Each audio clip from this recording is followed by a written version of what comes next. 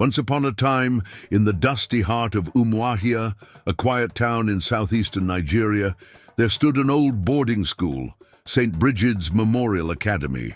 It was the kind of school parents praised for its discipline and godly values. But what happened within its walls was a story most students carried to their graves. I was just 13 when my parents enrolled me there, their smiles brimming with pride, their hopes stuffed into my iron trunk like clothes for the term. I was a shy girl then, soft-spoken and naive, with braids that swung down my back and eyes full of questions I never dared ask aloud. Life in St. Brigid's was structured like clockwork. Bells ruled our days, silence ruled our nights. But underneath the order, a rot festered, one no one dared to speak of.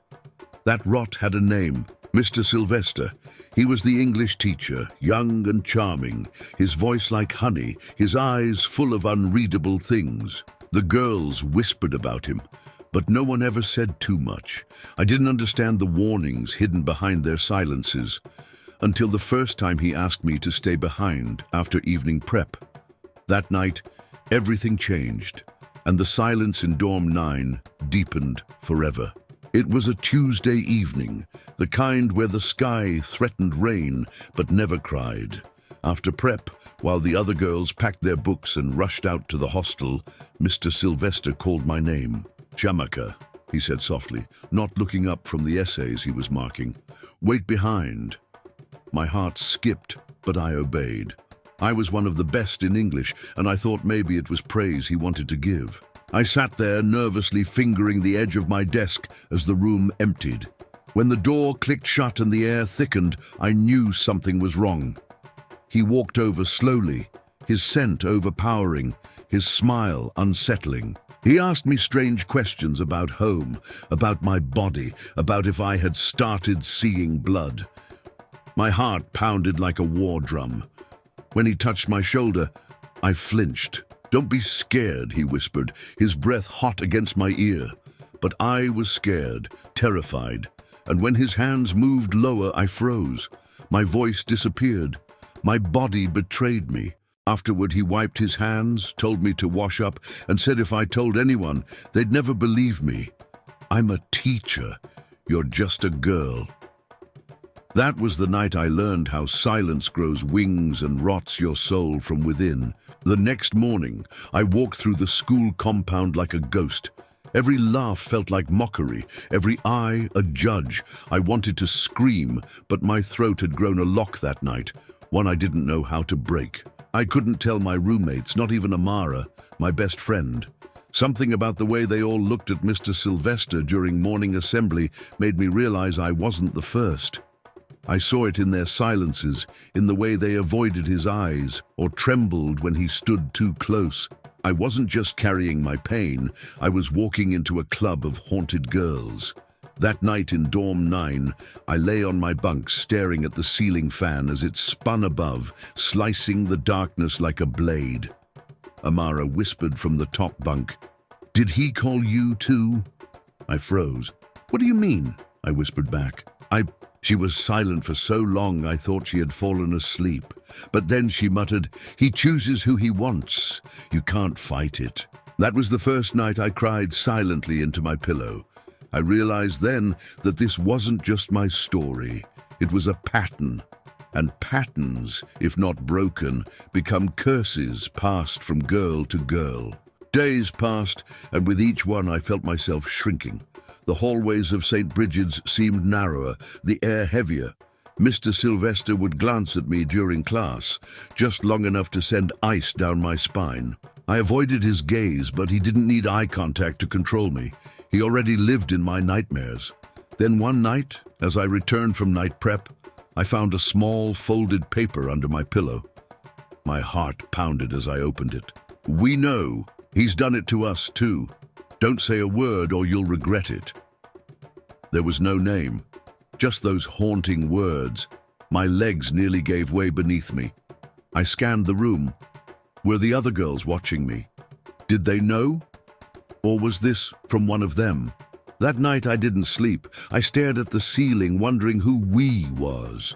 Were they trying to warn me or scare me into silence? Either way, I felt trapped, alone. The school felt less like a sanctuary and more like a prison. A dangerous game was unfolding, and I didn't know the rules. But one thing was clear: someone was watching me. And the threat wasn't only Mr. Sylvester anymore. The bathrooms in St. Brigid's were tiled in pale blue, always damp, always echoing. That evening I went in late to avoid the crowd. As I scrubbed my uniform by the sink, I heard the door creak behind me. I turned sharply, only to find Amara standing there, her eyes puffy like she'd been crying. "We need to talk," she said quietly. I nodded, unsure of what to say. She reached into her skirt pocket and handed me another note. This one different. It read, "Don't trust the seniors. Some of them help him." My throat dried. "What do you mean?" I asked. Amara's lips quivered. "Ngozi, Blessing. They report girls who resist him. They're his eyes in the hostel." My knees buckled as I leaned on the sink. The betrayal stung. Girls I laughed with. Girls who held my hands during rosary. They were feeding us to him. Amara went quiet again, then added, "He told me to bring you." I said no. "That's why they beat me last night." She lifted her blouse. Dark bruises crawled across her back like spilled ink. My stomach churned. We were pawns in a sick game, and some girls were willing players. I had to escape. But how do you run when the walls are made of silence and fear? The next morning, I took a dangerous step. I walked straight to the principal's office. My hands trembled as I knocked. Principal Idu was a tall woman with a stern face and little patience. She stared at me through her thick glasses, unimpressed. "Speak," she said. I hesitated, then whispered, "It's about Mr. Sylvester." Her brow arched. He hurt me," I continued, my voice cracking. She sat back in her chair, folding her arms. "What do you mean, hurt you?" I hesitated again. Then I told her. Not everything, just enough. Her face didn't soften. Instead, her eyes hardened. "You children don't understand the damage lies can cause," she snapped. "Mr. Sylvester is a respected teacher. You think you can destroy his career because of bad grades?" I shook my head. "I'm not lying." But she was already standing. "I'll pretend this didn't happen. Go back to class, Chimaka." Just like that, the door closed on me, literally and figuratively. I walked out of that office broken in a new way. It wasn't just the teacher, it was the system. The protectors had chosen their side, and it wasn't mine. That night, I felt the full weight of my mistake. I returned to Dorm 9 only to be dragged out by two senior girls, Ngozi and Blessing. They took me behind the chapel where the shadows were thick and mercy was absent. "You don't learn," Ngozi hissed, her eyes glinting with cruelty. "You want to bring shame to this school, to yourself?" Then the beating began. Slaps, kicks. My cries were swallowed by the night. No one came, no one dared. When they were done, they spat at me. "If you talk again, we won't stop next time."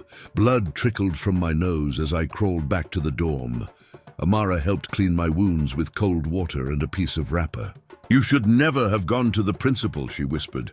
"They always protect their own." I stared at the ceiling all night, the pain in my body nothing compared to the one in my soul. I had touched fire, and now I was burning. The next week I missed my period. I tried not to think about it. Stress, I told myself, hunger, anything but the truth. But by the third week my body betrayed me again. I vomited behind the dining hall. My breasts hurt. My stomach felt strange. I knew, deep down, I knew. One evening, I sneaked out to the matron's office and stole a pregnancy test. It confirmed my fears. I was pregnant. 6 weeks. I stared at the 2 pink lines like they were ropes around my neck. Amara sat beside me, speechless. "What will you do?" she asked. I didn't know. I didn't even understand how this could be real. I was only 14. I was just a child. That night, I wrote a letter to my parents, but I never sent it. What would I say? That their precious daughter was carrying her abuser's child? The thought made me nauseous again. As I flushed the test kit down the toilet, I realized something dark. This wasn't just about survival anymore. A part of him was now inside me, and I had no idea what to do next. When Mr. Sylvester found out, because they always find out, he didn't look shocked. He didn't cry or shout. He just sighed and said, "You need to take care of it." I stared at him, confused. "What do you mean?" He leaned closer. "You can't have this child. Think of your future. I'll arrange everything. You'll go to town. It'll be done quietly." My stomach turned. I was terrified of pregnancy, but I was more terrified of him. "No," I whispered. "I don't want to." His smile vanished. "You don't have a choice." And just like that, the threats began. Expulsion, shame, death. He said if I kept the child, everyone would know the truth, and they would still blame me. That night I locked myself in the bathroom, holding a razor blade. I didn't cut, but I came close. I felt trapped in a nightmare that wouldn't end. I hadn't asked for any of this. I just wanted to be a girl with dreams, a girl who laughed, a girl who mattered. Instead, I was a secret, a sin, a stain. By the third month, my stomach had begun to show. I hid it under thick sweaters and bags of books, but some girls had started whispering. Mr. Sylvester became more aggressive, more desperate. "You're ruining everything," he spat one evening, dragging me into an empty lab. "You'll end up on the street like your kind always do." That night, I decided to run. Amara helped. She'd saved a little money, coins and crumpled notes stolen over time from her seniors. We planned it: sneak out during Sunday Mass when everyone was distracted, scale the back fence, take a kiki into town. My mother's cousin lived in Aba. I'd go there, tell her everything, and maybe she'd believe me. Maybe someone would help me keep the baby and escape this hell. But I never made it out. The day before the escape, I was caught sneaking bread out of the dining hall for the journey. A senior saw me. The next morning, I woke to find a school guard waiting at the dorm. "The principal wants to see you," he said. The trap had been set. The principal's office felt colder than ever. She didn't yell, she didn't ask questions, she just watched me with empty eyes. "You think you're smart," she said. "You think you can shame this school." I tried to speak, but she slammed her fist on the table. "You will go nowhere. You will take care of this problem quietly." Then she called in the school matron, a plump, silent woman with a cruel mouth. "Take her to the basement," she ordered. I didn't even know the school had one, but it did. A dark, musty room under the admin block. They locked me in there for 3 days. No light, no windows, only a mattress stained with stories I didn't want to know. They slid bread and water under the door. I screamed, I cried, no one came. I heard footsteps above, laughter, the world going on while mine fell apart. On the third night, Mr. Sylvester visited. He knelt beside me, whispered apologies I knew were lies. "You have to abort," he said again. "They've arranged a nurse next week." I closed my eyes, wishing for death. But even that wouldn't come. When they brought me out of the basement, I could barely walk. My body ached, my mind was frayed, and my heart, it was somewhere else entirely. A black SUV waited by the school gate. The principal wasn't there. Neither was Mr. Sylvester, just the matron and a man I'd never seen before. They said nothing as we drove out of Umuahia into the outskirts. We stopped at a rundown building with broken windows and rusting walls. Inside, the air smelled of bleach and blood. The nurse, an older woman with icy eyes, didn't smile. She examined me like I was cattle. 3 months, she said. Risky, but it can be done. I lay on a metal table as she prepared sharp instruments. My whole body trembled. "Please," I whispered. "Please don't." She didn't stop. But then something unexpected happened. My body did. I convulsed, screamed. Something ruptured inside me. Blood spilled. The nurse panicked. "She's too weak," she shouted. I passed out. When I woke up, I was back in the basement, in pain, bleeding, but alive. And the baby was still there. They had failed. After the failed abortion, everything changed. Mr. Sylvester stopped coming around. The matron avoided my eyes. I was allowed back to class, but I was invisible. A walking problem no one wanted to solve. Amara, my only light, convinced me to do something different. "Write it down," she said. "Every detail. One day, someone will read it." So I did.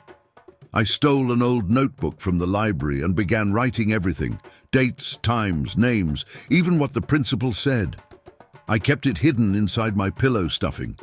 Each night, I added more. It became my only therapy, the only place I could bleed without being punished. I wrote about the nurse, the basement, the threats, the violence. I wrote about other girls, Amara, Titi, even Ngozi, who I later discovered had once been a victim before she turned predator. The diary became dangerous. If anyone found it, I knew I'd be dead, but it was also hope. Maybe one day the truth would matter, maybe one day this evil would burn. One rainy night, Amara and I lay in bed, whispering about our plans. She wanted to become a writer. "We'll tell our story," she said. "One day. Together." I smiled for the first time in months, but the next morning she was gone. The matron claimed she had a mental breakdown and had been sent home, but I knew the truth. Amara had tried to expose them. She had stolen a phone and recorded the principal threatening a girl. One of the seniors caught her. She was dragged to the back of the science lab. I heard the screams. I saw the blood on the mop later. Amara never came back. No one asked questions. No parents came. She was erased like a smudge on a whiteboard. That night, I added her name to my diary. Amara Nwachukwu, brave, kind, murdered by silence. Her death broke me in a different way. I vowed then, this story would not end with me dying too. I would survive, and I would expose them all. Months later, during an inter-house sports day, I saw my chance. I pretended to faint near the gate, and while the nurse panicked, I grabbed her phone. I ran to the abandoned laboratory and locked myself in. With trembling hands, I called the only number I remembered, my mother's. She answered on the third ring. "Hello?" Her voice shattered me. "Mama?" "It's me," I sobbed. "Come and get me, please. I'm dying." The line cut, but she had heard me. That evening, the school buzzed with tension. The matron searched everywhere for the phone. The principal announced an emergency hostel search, but I had already hidden the phone inside the water tank near the dorms. I watched the chaos unfold with quiet satisfaction. The countdown had begun. It happened during morning assembly. The students were lined up in neat rows, the principal on stage preaching about morals and obedience. Suddenly, a loud commotion came from the gate. Heads turned. A woman stormed through with two men behind her, one in uniform. It was my mother. Her eyes were wild, her wrapper half-tied, her voice sharp as thunder. "Where is my daughter?" she shouted. The assembly froze. Mr. Sylvester, standing in a corner, paled. The principal tried to intervene, but Mama wasn't hearing it. "You locked her up. You tried to kill my child," she screamed. "I got her call. She told me everything." That's when the police officer beside her stepped forward. "This school is under investigation," he declared. "Any interference will be treated as obstruction of justice." The silence that followed was the loudest I had ever heard. In that moment, for the first time, someone believed me. Someone fought for me. And for the first time in many months, I began to breathe again. After my mother came, everything moved quickly. I was taken to the hospital, where doctors confirmed the pregnancy and noted the bruises on my body, both old and new. Mama wept the whole night beside my bed, begging for forgiveness she didn't owe. When I told her about the diary, she demanded it immediately. I whispered where it was hidden, and she returned to the school the next day to retrieve it before they could destroy the evidence. The police took the diary and began their investigation.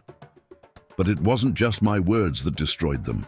A week later, a brave junior girl came forward with something shocking, a hidden recorder Amara had once given her, just in case she didn't survive. It contained audio of Mr. Sylvester threatening Amara, laughing about how easy it was to cover up things with the principal's help. It even had fragments of the nurse's voice talking about the basement procedure. The tapes were damning. No one could explain them away. Not even the almighty St. Brigid's Memorial Academy. They came for Mr. Sylvester in the middle of his class. The police marched in, handcuffs gleaming. "You're under arrest for the sexual assault of a minor, attempted abortion, and conspiracy to cover up a crime." He protested, tried to act shocked, but the students weren't fooled anymore. Some even clapped as he was led out. The matron was next, then the principal. One by one, their secrets fell like dominoes. Ngozi and Blessing, too, were detained as accessories. The school tried to distance itself, claiming they had no knowledge. But the evidence was overwhelming. News spread fast. Newspapers, radio, even television. "Boarding school scandal shocks nation," the headlines read. Girls from previous years began coming forward. The silence was broken. St. Brigid's would never be the same, and neither would I. The courtroom was cold, but my voice was steady. I sat behind the witness stand, belly swollen with life, and told the world my story. Every painful detail. The judge listened. The jury wept. Even the bailiff looked away as I recounted the basement, the nurse, Amara's disappearance. Mr. Sylvester sat with his head down. The principal tried to deny everything, but when the tapes were played, the courtroom gasped. Amara's voice, brave, trembling, defiant, rose from the dead to testify. By the end of the trial, there was no doubt. Guilty, on all counts. They were sentenced to long years in prison, but no number could undo what had been done. As I walked out of that courtroom, my mother beside me, I knew justice had been served, but the scars would stay. I gave birth 2 months later, a girl. I named her Amara. She came into the world screaming, her tiny fists curled like she was ready to fight. Holding her, I realized something profound. They had tried to end me. They had tried to bury me. But I survived. I lived. And in doing so, I became something they never expected, a voice too loud to silence. My story made its way into newspapers, documentaries, and eventually books. Girls from other schools began to speak. New laws were passed. Teachers were monitored more strictly. And though some people tried to forget, I made sure the world remembered. I returned to St. Brigid's one last time, not as a student, but as a speaker at a national education conference. I looked at the new students and told them, "If anyone hurts you, speak. Don't carry it alone. Silence is what they count on. Break it." My name is Chiamaka, and this was the story they tried to erase. But like Amara's voice on that tape, the truth always finds a way to rise. Please, if you find my story educative and interesting, please don't forget to like and subscribe to my YouTube channel for more video. See you in the next one. Thanks, and remain blessed. Love you.